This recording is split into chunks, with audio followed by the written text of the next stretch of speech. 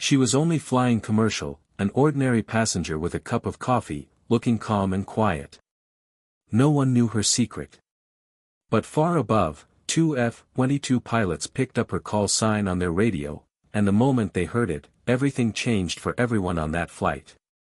Before you watch full story, comment below from which country are you watching. Don't forget to subscribe for more amazing stories. Maria Torres sat quietly in seat 14C, holding a paper cup of coffee. She wore a plain green jacket and old blue jeans. Her brown hair was tied in a simple ponytail. She looked tired, like someone who had traveled many times before. The morning at Chicago O'Hare Airport was busy, as always. People walked fast in every direction. Some pulled heavy suitcases. Some talked loudly on their phones. Children ran near the gates while their parents called after them. In the middle of all this noise, Maria sat calmly, waiting for her flight to Seattle. She looked like any other tired traveler heading home. She checked her ticket one more time. Flight 562, Gate 19, Seat 14C. She placed her small backpack under the seat in front of her and pulled out a paperback novel. She did not want to talk to anyone. She just wanted a quiet flight and some rest. A man sat down next to her in seat 14B. He was in his 40s, wearing a business suit and holding a laptop bag. He smiled at her and said, "Good morning. I'm Daniel. Business trip or heading home?" "Heading home," Maria said softly, not looking up from her book. "Same here," Daniel said. "I sell software to hospitals. Very busy job, lots of travel." "What do you do?" Maria paused for a moment before answering. "I work in aviation," she said simply. "Technical support, mostly." Daniel nodded, clearly interested. "Aviation, huh? That's a cool field.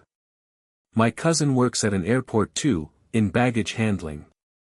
Small world." Maria smiled politely but said nothing more. She opened her book again, hoping he would understand that she wanted quiet. A few minutes later, an older man walked slowly down the aisle. He looked to be in his 70s, with white hair and a walking cane. He checked his ticket twice before stopping at their row. "Excuse me," he said. "I believe I am in 14A, by the window." "Of course," Maria said, standing up to let him pass. "Please, take your time." The old man sat down carefully. "Thank you, dear," he said. "I have not flown in many years. My wife used to handle all the travel plans. She passed away last spring, so this is my first trip alone." His voice shook a little as he spoke. Maria's face softened immediately. "I am sorry for your loss," she said gently. "Flying can feel strange the first time alone, but I promise you, it is very safe. This aircraft goes through many safety checks before every flight." The old man looked at her with surprise. "You sound very sure about that." "I have spent a lot of time around aircraft," Maria said. "More than most people, actually." Daniel leaned in, curious again. "Wait, are you a pilot? You really do sound like you know a lot about this stuff." "Something like that," Maria answered, and turned to look out the window as the plane began to push back from the gate. What Daniel and the old man, whose name was George, did not know was that Maria Torres was not just any woman with an aviation job. Her full name was Major Maria Torres, United States Air Force, retired. Her call sign, known across military circles, was Falcon. She had flown F-15 fighter jets for 18 years. She had completed more than 150 combat missions over hostile territory. She had once shot down 2 enemy aircraft in a single battle. She had trained dozens of younger pilots who now flew missions of their own. But Maria's most famous mission had happened 4 years earlier, during a mission over rough terrain. Her wingman, Captain Elias Brown, had been hit by enemy fire and forced to eject from his damaged jet. He was alone on the ground, deep in dangerous territory, with enemy soldiers closing in. Maria had refused to leave him. She flew low, again and again, marking enemy positions and keeping the area clear until rescue helicopters could reach him. Her own jet took heavy damage during the mission, but she managed to land safely. For her actions that day, she received the Distinguished Flying Cross and the Silver Star. Pilots across the country still talked about the Falcon rescue as one of the bravest missions in recent Air Force history. Now, 6 months after retiring, Maria worked as a flight systems consultant, helping companies improve pilot training programs. She missed flying every single day, but she had chosen to step back and build a quieter life. Today, she was flying home to Seattle after finishing a project in Chicago. The plane finished taxiing and lined up for takeoff. Maria noticed the wind direction and the length of the runway without even trying, old habits from years of military flying. As the engines roared and the plane lifted into the sky, George gripped his armrest tightly. "The hard part is over now," Maria said kindly, placing a hand near his. "We will level off soon, and then it will feel much smoother. Would you like me to explain the sounds you are hearing?" "Yes, please," George said, his voice still shaky. Maria explained how the landing gear folded up into the plane, how the engines changed sound as the plane climbed higher, and how small adjustments kept the flight steady. George listened closely, and slowly his shoulders relaxed. "You explain things very clearly," George said. "You must really love this field." "I do," Maria said quietly. "More than I can explain." Far above them, at 45,000 feet, 2 F-22 Raptors were flying a routine patrol. Captain Ryan Cole and Lieutenant Ana Reyes were two of the most skilled pilots in their squadron. The F-22 was one of the most advanced fighter jets ever built, fast, quiet, and nearly invisible to radar. Ryan and Ana had trained together for years and had flown difficult missions overseas. "Tower, this is Raptor 1, requesting clearance for patrol route Bravo 6, Ryan radioed to the base. "Raptor 1, you are cleared for takeoff," came the reply. "Be advised, Command has flagged a security check for a commercial flight in your patrol zone. Stand by for further instructions." Ana keyed her radio. "Any details on the flight, Ryan?" "Not yet," Ryan said. "Command wants us ready in case something develops. Keep your eyes open." Both jets lifted off the runway and climbed rapidly through the clouds, far above the normal path of commercial airplanes. Back on Flight 562, the passengers were settling in for their journey. Drink carts moved slowly down the aisle. Some passengers slept. Others watched movies on small screens. Maria had returned to her book, though Daniel kept glancing over, clearly still curious about her. "You know," Daniel said, "you have this calm way about you. Like nothing could surprise you. I meet a lot of people in my job, and I can usually tell who has been through something big. You give off that feeling." George nodded in agreement. "He is right, dear. When I was scared earlier, you did not just tell me to relax. You actually knew what you were talking about." Maria smiled but said nothing more. She had spent years learning to keep quiet about her past. In the military, saying too much, even in small talk, was something she had trained herself never to do. The captain's voice came over the speakers. "Ladies and gentlemen, we have reached our cruising altitude of 36,000 feet. Flight time to Seattle will be about 3 hours. Weather looks clear the entire way." Maria glanced out the window and noticed two small shapes far above the clouds, moving faster than any regular airplane. Her trained eyes recognized them at once, F-22 Raptors. Military jets did not usually fly near commercial routes unless something important was happening. She kept her face calm, but her mind quickly began working through possibilities. Daniel noticed her staring out the window. "See something interesting up there?" "Just clouds," Maria said. "Enjoying the view." But inside, she was alert, watching closely. High above, Ryan and Ana received new orders.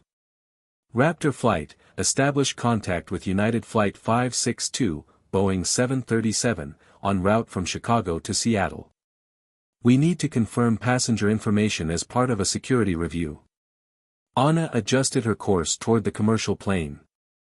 Flight 562, this is United States Air Force Raptor 2. Please respond on emergency frequency. In the cockpit of the airplane, Captain Nolan and First Officer Reed exchanged worried looks. In many years of flying, neither of them had ever been contacted mid-flight by military jets. Raptor 2, this is Flight 562. We read you. How can we help? Captain Nolan replied. Flight 562, please transmit your full passenger list to air traffic control immediately. This is a standard security check. The pilots quickly sent the passenger list through the plane's systems. Within minutes, air traffic controllers on the ground were checking the names against several databases. At the control center, a young controller named Kevin stared at his screen in shock. One name on the passenger list had triggered several high-level security alerts. Sir, you need to see this, Kevin called to his supervisor. We have a passenger with a very high military clearance flag. Maria Torres, seat 14C. Call sign, Falcon. His supervisor rushed over and studied the screen carefully. His eyes widened as he read further. Major Maria Torres, retired. Distinguished Flying Cross, Silver Star. She is the one who saved Captain Brown during that mission a few years ago. This is Falcon. He picked up a direct line to the nearest Air Force Command Center. This is ground control. We have positive identification of Major Maria Torres, call sign Falcon, aboard Flight 562. Requesting confirmation and instructions. The answer came fast. Stand by. Connecting you to senior command authority. Within minutes, the news had reached high-ranking officers who all recognized the name Falcon immediately. Her mission years earlier had become a story told in training rooms across the country, a lesson in courage and loyalty. In the F-22 cockpits, Ryan and Anna received the news from command. Raptor flight, we have confirmed a high-priority military figure aboard Flight 562. Major Maria Torres, call sign Falcon, is traveling as a civilian passenger. Both pilots were quiet for a moment. Then Anna spoke, her voice full of respect. Falcon. The Falcon. The one who stayed behind to save Captain Brown. That is correct, Command replied. Ryan's voice was full of emotion. Command, Falcon is the reason many of us wanted to fly fighter jets. Her mission is taught in every training class I have attended. Command gave new instructions. Maintain escort of Flight 562. Given Major Torres's service record, you are authorized to perform a recognition salute if conditions allow. A recognition salute was rare, given only to the most respected pilots in the Air Force. Both Ryan and Anna felt a deep sense of honor at being chosen for this moment. On Flight 562, Captain Nolan received instructions from ground control that left him amazed. Flight 562, be advised your escort has requested permission for a recognition salute. Major Maria Torres, call sign Falcon, is aboard your aircraft. She is a highly respected combat pilot. First Officer Reed could hardly believe it. Falcon is on our plane. Every pilot I know has heard that name. Captain Nolan decided the passengers deserved to know what they were about to witness. He picked up the intercom, his hands slightly shaking. Ladies and gentlemen, this is your captain with an unusual announcement. Our military escort has requested to perform a recognition salute for one of our passengers today. Major Maria Torres, seated among you, is a decorated combat pilot who has earned deep respect within the United States Air Force. The cabin filled with whispers as passengers looked around, trying to find the mysterious hero sitting among them. Maria felt her stomach tighten as eyes began turning toward her row. George looked at her with sudden understanding. Maria, dear, is that you? Are you Major Torres? Daniel stared at her in shock. You said you worked in technical support. I did, Maria said quietly, her cheeks turning red. I worked with aircraft systems. I just did not mention which kind. A flight attendant named Claire approached, her eyes wide. Are you really Falcon? I have heard that story so many times. Maria nodded slowly. That was my call sign. Yes. But I am retired now. I just wanted to travel quietly. The cabin grew silent as the truth settled in. This modest woman, who had comforted a nervous old man and politely avoided a curious stranger's questions, was one of the most respected combat pilots in the country. Ladies and gentlemen, this is your captain with an unusual announcement. Our military escort has requested to perform a recognition salute for one of our passengers today. Major Maria Torres, seated among you, is a decorated combat pilot who has earned deep respect within the United States Air Force. The cabin filled with whispers as passengers looked around, trying to find the mysterious hero sitting among them. Maria felt her stomach tighten as eyes began turning toward her row. George looked at her with sudden understanding. Maria, dear, is that you? Are you Major Torres? Daniel stared at her in shock. You said you worked in technical support. I did, Maria said quietly, her cheeks turning red. I worked with aircraft systems. I just did not mention which kind. A flight attendant named Claire approached, her eyes wide. Are you really Falcon? I have heard that story so many times. Maria nodded slowly. That was my call sign. Yes. But I am retired now. I just wanted to travel quietly. The cabin grew silent as the truth settled in. This modest woman, who had comforted a nervous old man and politely avoided a curious stranger's questions, was one of the most respected combat pilots in the country. Captain Nolan's voice returned over the speakers. Ladies and gentlemen, please look out the left side windows. You are about to witness a rare military salute, given only to those who have shown extraordinary service to our country. Maria sat quietly, clearly uncomfortable with the attention. This really is not necessary, she said softly. George would not accept that. Nonsense. If the Air Force wants to salute you with fighter jets, then you have earned every bit of it. Do not shrink from what you have done. Outside the window, the two F-22 jets moved into clear view, their sharp shapes cutting through the bright sky. Passengers gasped, pressing close to the windows to see the powerful aircraft up close. Falcon, if you can hear this, this salute is for you, Ryan said over the emergency frequency, his words carrying into the cabin through the pilot's speaker. Your courage and sacrifice have inspired pilots across this country. It is the greatest honor of our careers to perform this salute today. Anna added, Major Torres, you showed us what real courage looks like. Thank you for leading the way.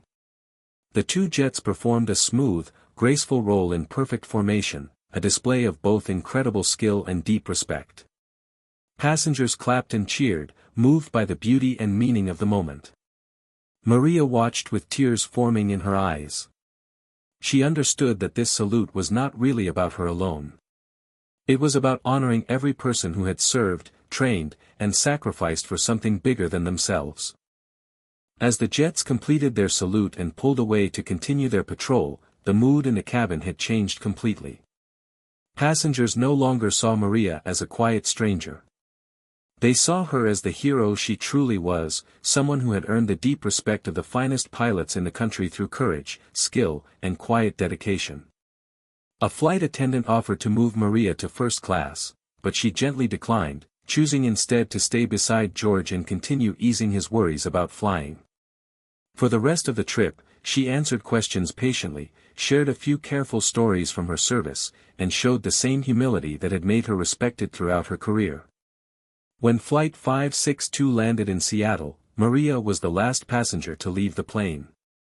She had spoken with children curious about flying, shaken hands with a few veterans on board, and listened to stories from families with loved ones still in service. The flight crew presented her with a small set of wings as a token of thanks. Major Torres, Captain Nolan said, it has been the greatest honor of my career to have you aboard this flight. Thank you for your service." As Maria walked through the Seattle airport, she looked like any other tired traveler once again. But now, a group of passengers walked behind her, carrying with them a new understanding, that real heroes often walk quietly among us, carrying their own bags, reading their own books, and living simple lives after doing extraordinary things. The story of Flight 562 spread quickly after passengers shared videos of the salute online. News stations picked up the story, and Maria found herself, much against her wishes, in the public eye for a short time. But true to who she was, she soon returned to her quiet life, continuing her work training new pilots and improving flight systems. Ryan and Anna returned to their base that day with a deeper understanding of the legacy they had inherited. They had honored someone whose courage had already become a lasting part of Air Force history, a woman who had shown, once again, that heroism is not always loud or visible. Sometimes, it is sitting quietly in seat 14C, comforting a nervous stranger, and carrying the weight of great service with quiet grace.